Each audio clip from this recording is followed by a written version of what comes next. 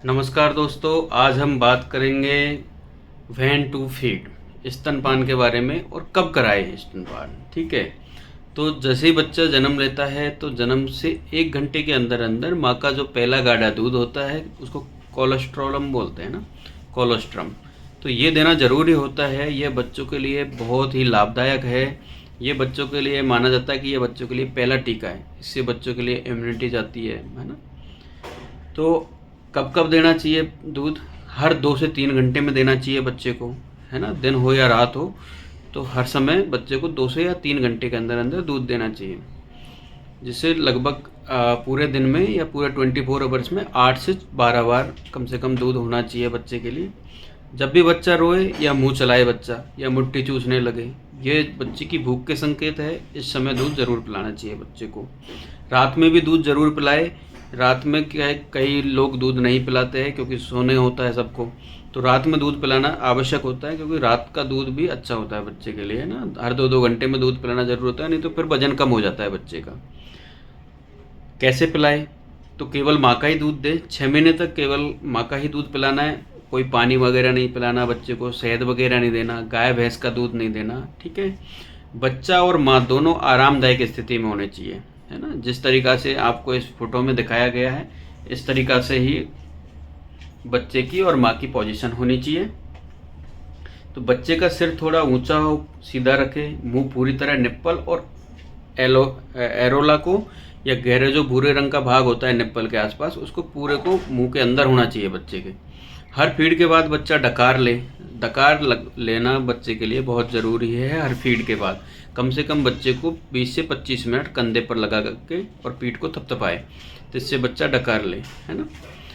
ध्यान रखें, क्या क्या चीज़ें ध्यान रखनी है आपको। बोतल से दूध देने से बचना है। बोतल से अगर आप दूध दोगे तो बच्चा बोतल में और निप्पल में दोनों में कन्फ्यूजन होता है और माँ का दूध नहीं पी पाता है पर्याप्त तरीके से। और कोई सप्लीमेंट्री दूध भी नहीं देना है बच्चे को। तो इन चीज़ों का आपका ध्यान रखना जब तक माँ का दूध पर्याप्त है। कई लोग क्या होता है, गाय भैंस का दूध देते हैं बच्चे को, तो गाय भैंस का दूध बच्चे को नुकसान करता है। इसके क्या क्या नुकसान है तो हम आपको बता देते हैं। WHO और IAP के अनुसार 1 वर्ष तक गाय का दूध नहीं देना चाहिए बच्चे को। इसके खतरे हो सकते हैं। क्या खतरे हो सकते हैं? आयरन की कमी हो सकती है और एनीमिया हो सकता है बच्चे को। गाय का दूध गाय के दूध में आयरन कम होता है और शरीर में आयरन का नुकसान बढ़ता है। तो पाचन तंत्र पर दबाव पड़ता है। नवजात का पाचन तंत्र पूरी तरह विकसित नहीं होता है, तो गाय का दूध भारी होता है और डायरिया या गैस्ट्रोइंटेस्टाइनल ब्लीडिंग करवा सकता है। एलर्जी हो सकती है। गाय के दूध में मौजूद प्रोटीन से एलर्जी भी हो सकती है बच्चे को।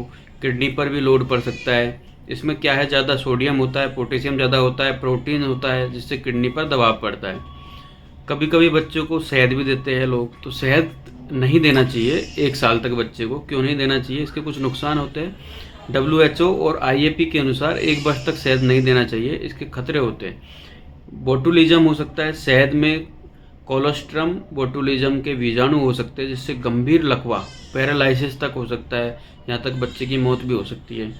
पाचन पर असर पड़ता है बच्चे के। शहद नवजात की आंतों को, जो आंतें पचा नहीं पाती, आंतों के लिए भारी होता है, इसलिए नहीं देना चाहिए। तो केवल माँ का ही दूध 6 महीने तक देना है।